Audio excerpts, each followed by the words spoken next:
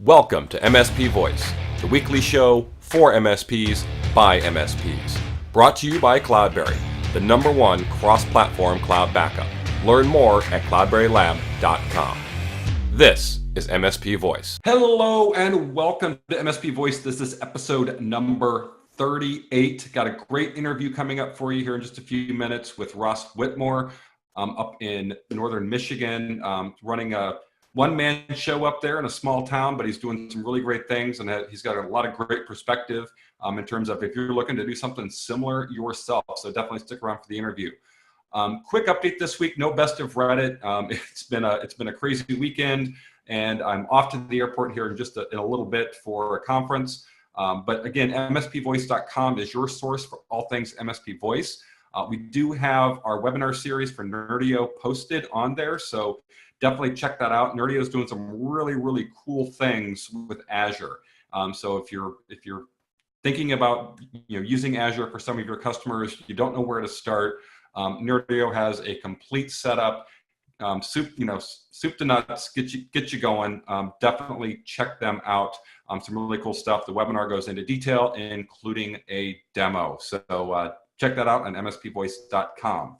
I mentioned I'm going to be off at a conference this week. I will be at the greatest IT sales and marketing show on earth, according to Robin Robbins. It's the Robin Robbins Seminar, itmarketingtoolkit.com. So I will be there all week. So if you're listening to this and you're there, stop by the Cloudberry booths and say hi. I'd love to meet you. And with that, like I said, it's going to be a quick update because I got to get off to the airport. Have a great week, and I'll talk to you next week. Thank you. Hello and welcome. Today I am joined by Ross Whitmore with Northern Technology Solutions. Did I get that right? Services, but you're close. Solutions, very close, right? Ross, why don't you give us a little info about yourself and tell us what you do? Well, essentially, so I built this firm up back in 2015. Now coming into the fourth year. Okay. Focus is ideally that MSP based, the managed services. It started out as kind of a break fix mix, small area resort town, a lot of hospitality industry up here, and just kind of moved over to the MSP. Thankfully great partnerships. With the biggest goal of just trying to find a good affordable solution for kind of the smaller businesses that I feel get missed a little bit by some of the bigger organizations out there. Yeah. There's nothing against them. It's just some of the smaller mom and pop shops. They need help too. Yeah. That's kind of where I've came in and tried to fill that niche with my MSP offerings and my solutions. Okay. You said you started about 4 years ago. Did you have a career in IT first? Did you work for another MSP? What was your goal? Or were you selling used cars before you started your MSP? Well, it's actually a very interesting story. And I love to tell this to people. So it all kind of started when I broke a computer back when I was about 12. Okay. So the DSL and the LimeWire days, I'm sure you're familiar. Mm-hmm. So I had to get it fixed. I had to get it taken care of back in order, or else I was going to be in big trouble. It was all on the computer, and then that's kind of when that bug hit me, and then the passion kind of hit me. Always been kind of the self-starter kind of entrepreneur aspect. Then moving around as it progressed, I loved breaking things and figuring out how to fix them. And then that just kind of kept going, and then more technology got involved, and I became kind of the guy. Yep. Oh, okay. Hey, wait, this isn't going on. Hey, wait, go find Ross. He's going to take care of this. And then kind of from there, it was always a side thing. I was never sure. And then about in 2015, I decided, you know what? I like this. I want to do this for. I'm one of those guys. Honestly, I learned in the mud. I learned by doing it on a daily basis. So I actually don't technically have a formal education behind me, but thankfully, nothing wrong with that. With partnerships and things like that, I learn it. So then kind of, so 2015, I said, I'm going to do this. I was actually working in HVAC wholesale, ironically. Oh, okay. So I started doing, did the DBA, and then I just said, you know what? I like this. I like what I'm doing. I like working with the people I'm working with. I love my customers are like my family. Yeah.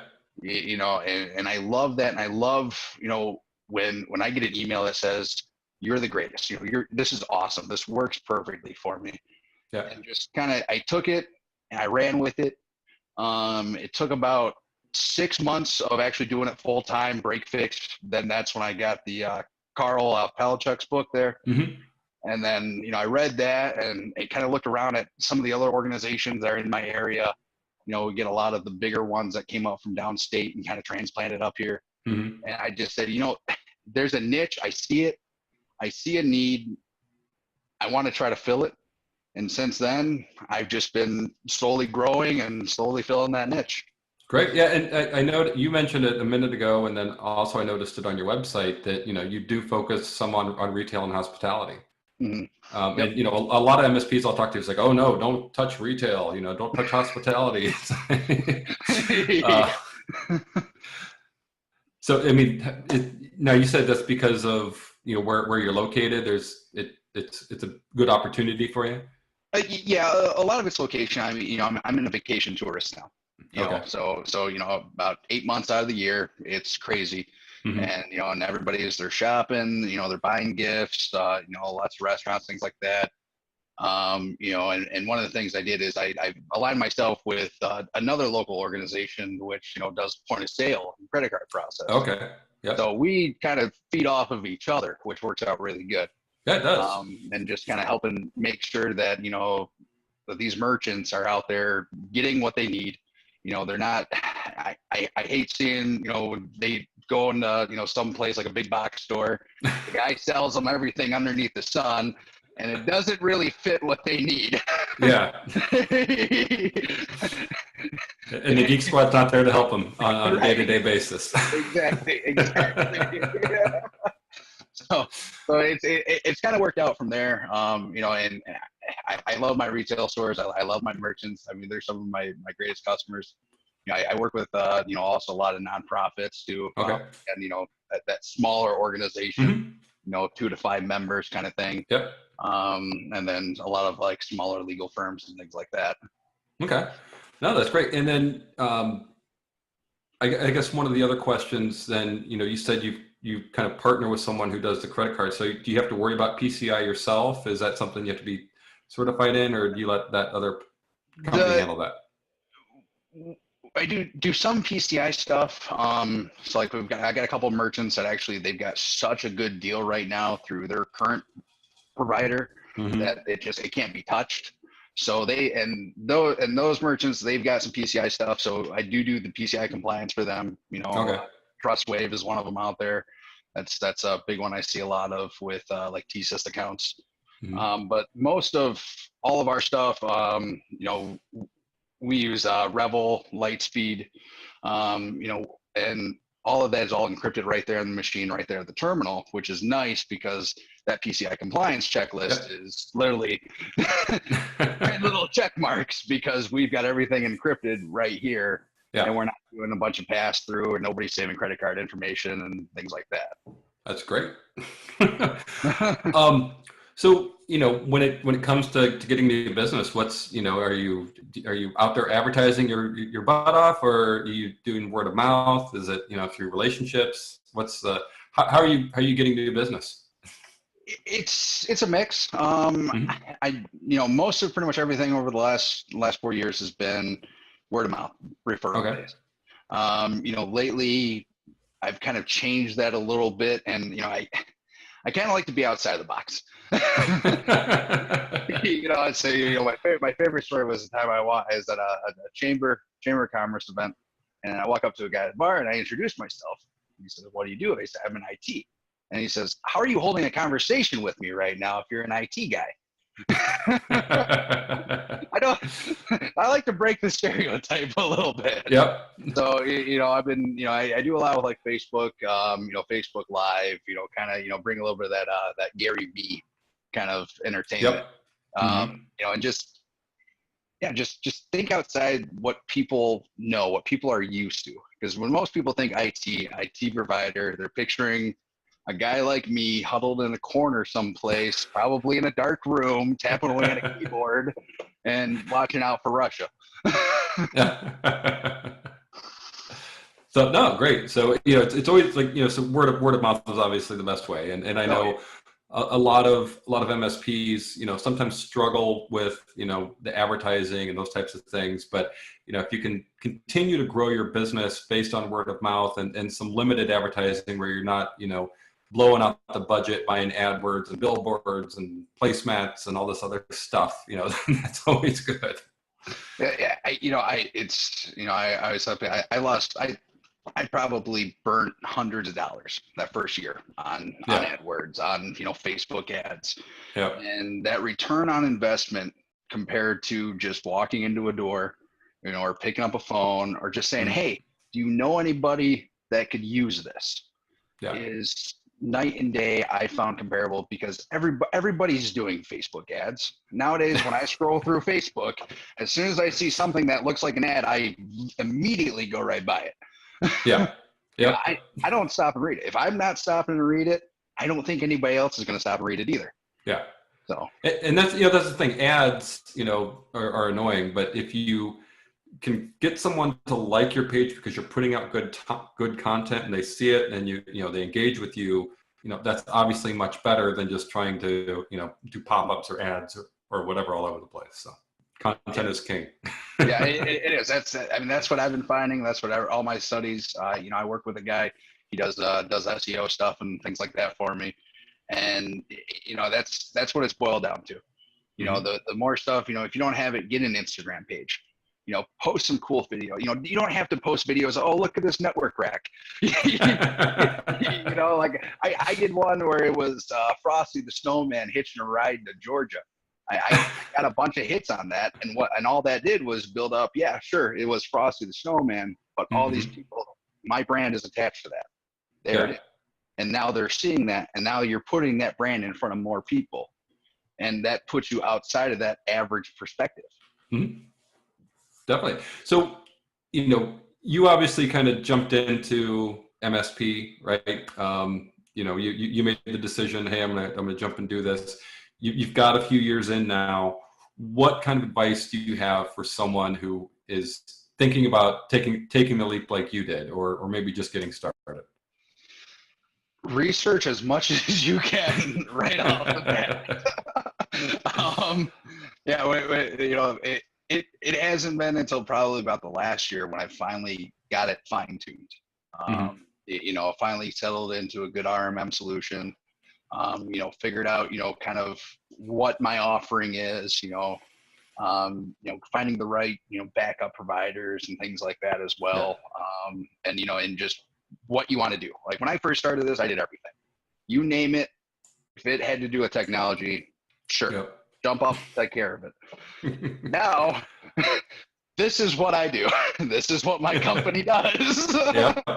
It's always good to define exactly what it is you do, especially if you're offering a managed service, to say this is what my managed service is. Right here, you can see it on paper. This is what I do. So. Exactly. You know, and figuring it out, like I jumped through. I mean, I was one of Pulseway at first, kind of started coming out at that time. You know, jumped through from them and kind of jumped from them to Continuum, and now I'm currently with AutoTask, Datto, Task, whatever you want to call them. And you know, just getting that research in and getting the right tools, get connected with a forum. Like the IT Business Owners Forum. You know, things like that. Chris Weiser's group there on Facebook, and just reaching out and connecting to the community and learn as much as you can. Do not do it on the fly because it's scary.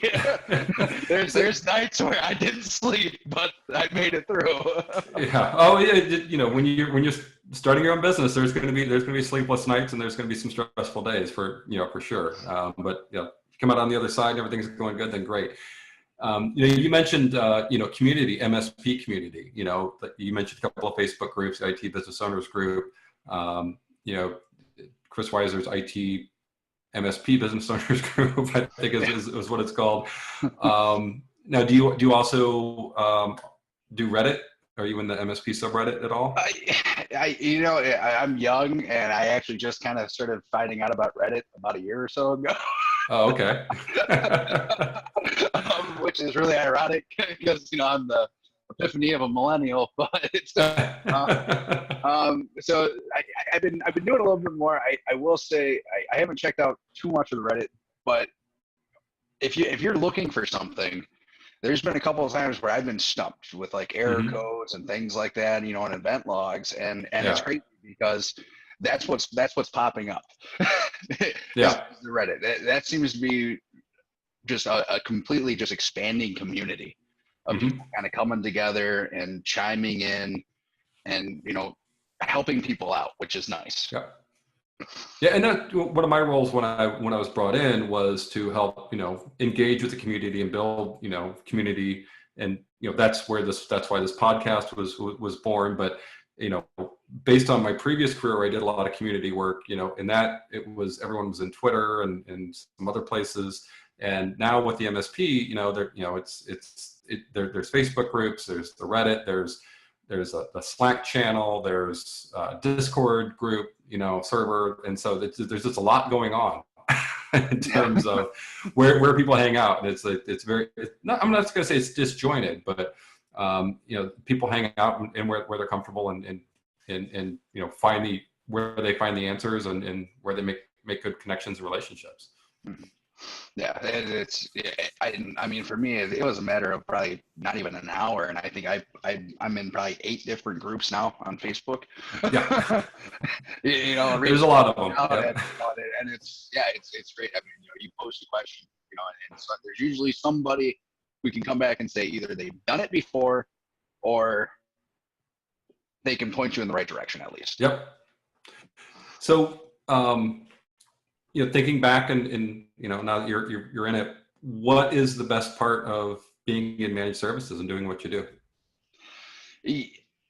I think that the best part is when essentially when I got a day where I show up and I go to like a chamber event or something like that, and there'll be I'll have a customer where I might not have heard from him in a while.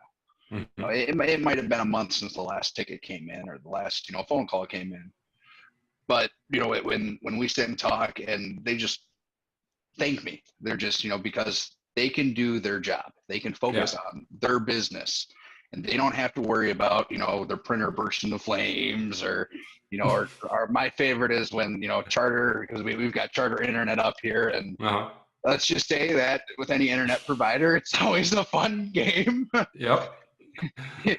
I had one where we've got constant intermittencies, and it seems to be coming from the tap head end area.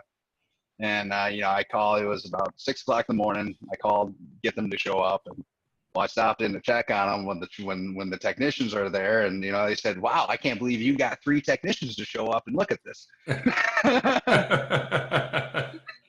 I mean, when you can get three trucks rolling from the cable provider, that is good.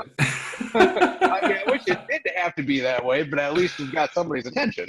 Yeah, definitely. So what's the that's kind of the best part. What's the worst part? What are some of the things that not that you hate, but that you kind of dread every once in a while? Being for the most part a one-man shop, because I do got some subcontractors I work with, and some partner one-man shops.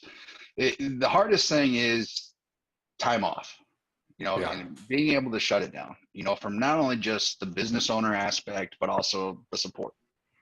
It's at the end of the day for me to not think about, marketing, not think about budgeting, or not think about a client's, marketing and budgeting needs, with trying to just take a break.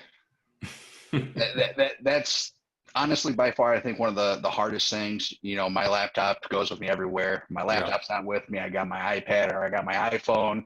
I tell people, you submit a ticket, the whole world starts dinging at me. And it's true. Everything dings at me. But, and and as much as I love it, and it's sometimes it's kind of exciting, when you get that alert and you're like, okay, wait a minute, what's going on? Okay, all right, let's get to the bottom of it. But then, when that alert happens and it's a holiday weekend, and we have this big holiday open house that happens, in the wintertime, right around Christmas, and so one of my restaurants, well, they went down, and it was about 9 o'clock, and whole downtown is just packed. Everybody's in the streets. They got them all blocked off, and he's probably got 300 people in his restaurant max. Wow. And I gotta drop what I'm doing on a Friday night and leave all my friends and go. I gotta take care of this guy real quick.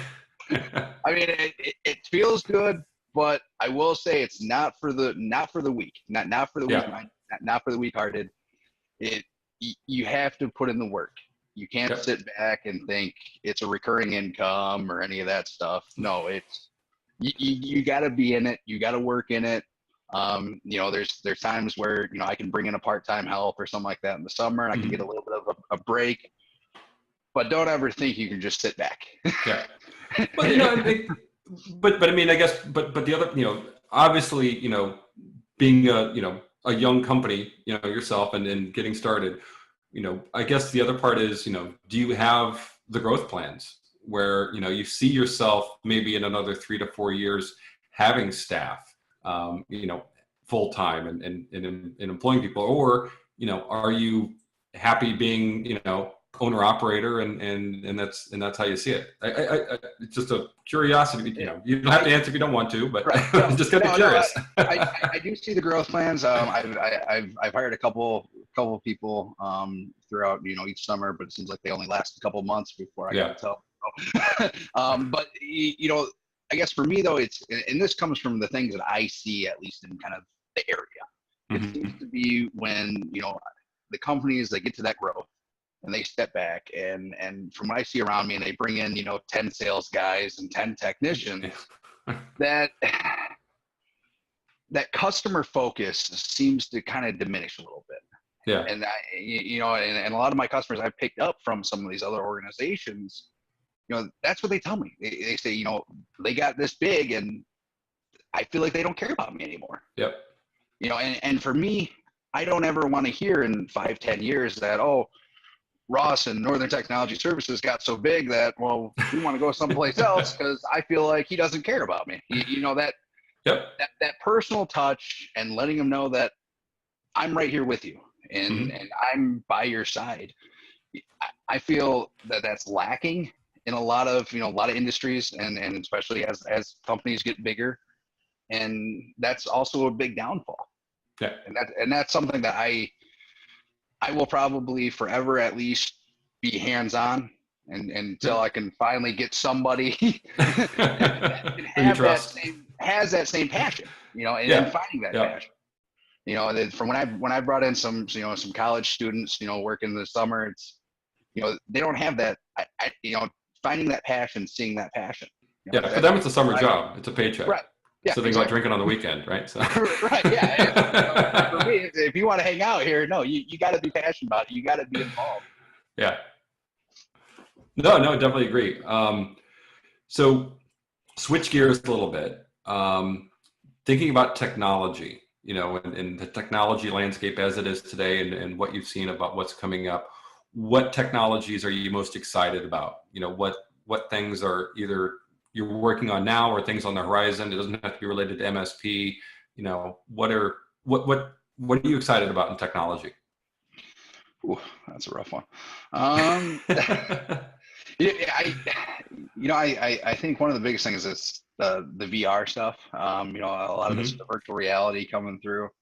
I think that's just amazing. I was at a chamber expo, and actually had one of the boat salesmen there. They had a PlayStation set up with the PlayStation VR, and they had a recording where you jump on kind of like a little ski rope, and you put the headset on, and so you actually kind of got to see what it's like to be behind the boat hanging on.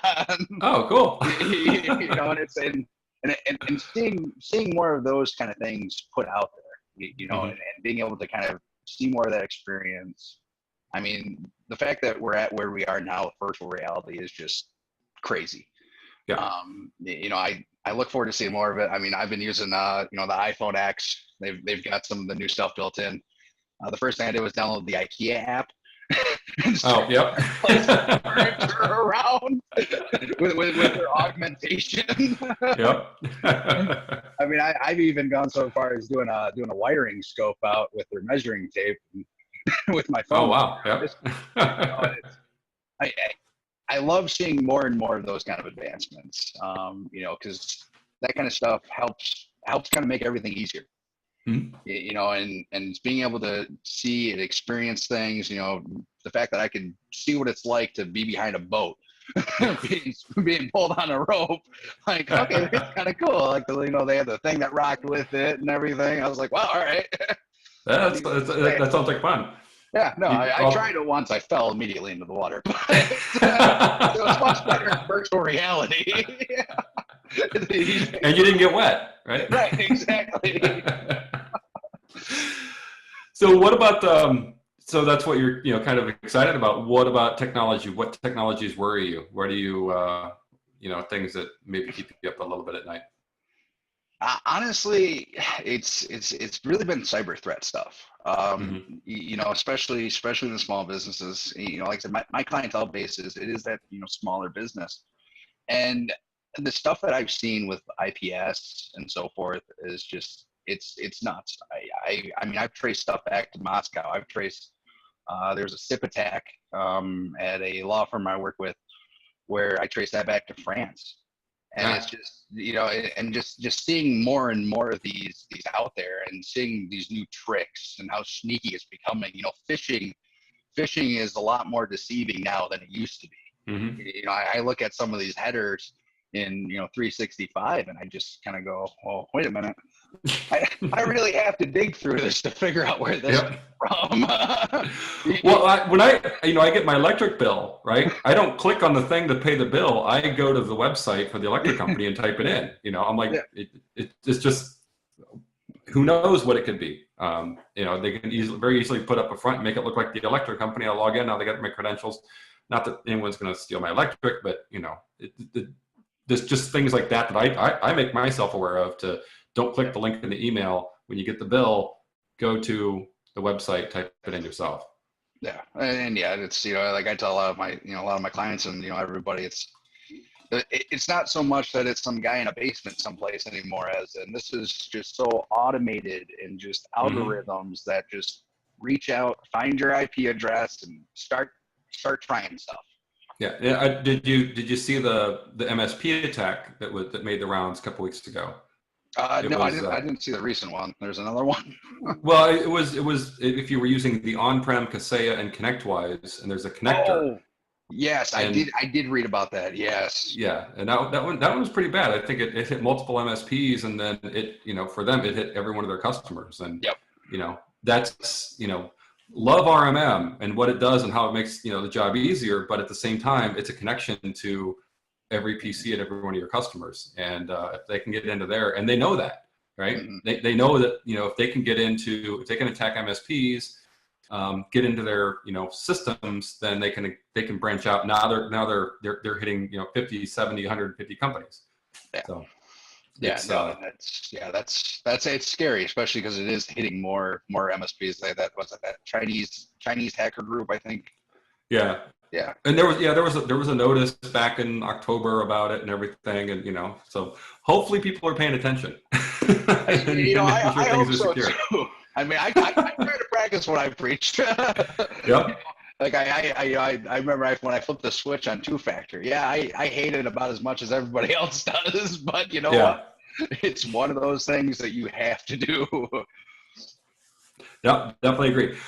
All right, so it is now time for the rapid fire round. Oh, geez. Are you ready? It's easy. I already know the answer to the first one. So, all right.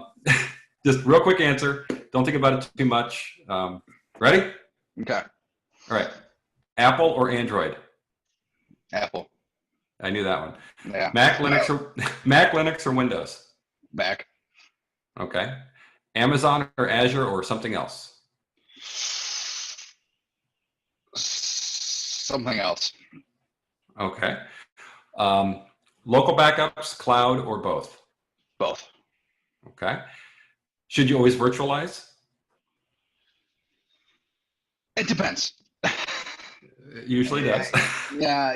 That one's it. Yeah. That one really depends. Yeah. And then finally, which is worse, printer support or vendor cold calls? Ooh, vendor cold calls. Okay. Well, you did break fix, so I thought maybe you go printer support there, but No. Usually I tell everybody we're ripping it out. You're putting in like an HP or something. we're putting something that's actually is user friendly. Yeah. So on the cloud question, you said something else. Do you have a lot of customers utilizing cloud services? I mean, for other than backup and DR. Most of it, a little bit. Most everything cloud, I guess, is 365 on that side. Yeah. But with most of my base, our cloud backup, I know one of the tools does use an AWS backend. Yeah. But the other thing is Wasabi. Mm-hmm. I gotta say, I love those guys. I love their pricing is very, very friendly. I mean, especially because when I go to people and and I see them, well, they come in and they show me a price and and they're like, well, these guys want $300-400 a month for a 500 gig data backup. Yeah. They can't afford it. Yep. It's plain and simple. Not every business can afford that. Yeah. But they need some sort of solution. Mm-hmm. So, coming in, I mean, with especially like Wasabi holds their own. And then I do have some VPSs out there, but I use a couple other services for those. Okay. One I just found recently, which is kind of nice, is Volter, which is pretty easy to just spin up a virtual server on that one, which is kind of nice. Cool. Well, great. It's been a lot of fun. Before we go, any last words of advice for the listeners out there? Any great knowledge you want to impart? Always think about your customer, and put yourself in their shoes as much as possible. Mm-hmm. And definitely reach out to other, IT providers, reach out to other MSPs and just be willing and open to learning new things. Don't think you know it all, because that's going to get you in trouble. Yeah. If you have a question, find somebody and ask it, and don't let yourself get put in a situation where it turns out you don't have the answer. Yep. Cool. That's one thing I think that I had to learn myself. Let my ego take the wheel a little bit, and definitely take the ego out of the equation, no matter what your title is. Great, Ross. It has been great. I really appreciate you coming on and sharing your experiences with us. I appreciate you having me, and this was a great experience, and and I look forward to continuing to listen to the podcast and watch the videos. All right, thanks a lot, and hopefully I'll meet you in person one of these days. All right, sounds great. Well, thank you. Thanks.